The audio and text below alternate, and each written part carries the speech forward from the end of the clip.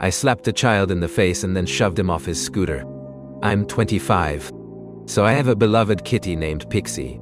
She was around 4 when I found her on the street. She had a rubber band tightened on half her tail. I spent 2 weeks feeding her until she was comfortable enough to let me near her. She didn't trust anyone. I took her in, cleaned her up, and got the dead portion of her tail amputated. After 5 years, she finally warmed up to people and she became so sweet and friendly. It took her years to be comfortable around strangers.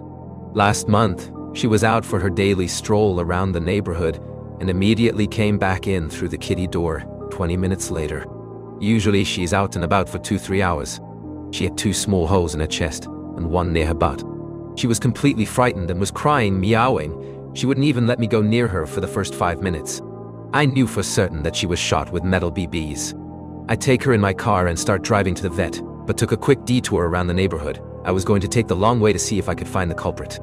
Sure enough, I see a kid on a scooter standing on his driveway with a CO2-powered BB gun, aiming in the drainage cavity by the sidewalk. I see cats in there all the time. It was then I knew who the culprit was. I parked the car, got out, walked over to him and said, "I'm telling your parents that you are shooting cats." He replied, "They are pests. They told me I could."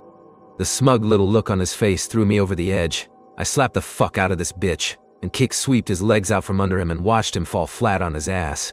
I then picked up his gun and smashed it on the ground. A small part of me wanted to finish him off with a stomach kick for good measure, but I'm fucking 25, so I looked both ways before crossing the street.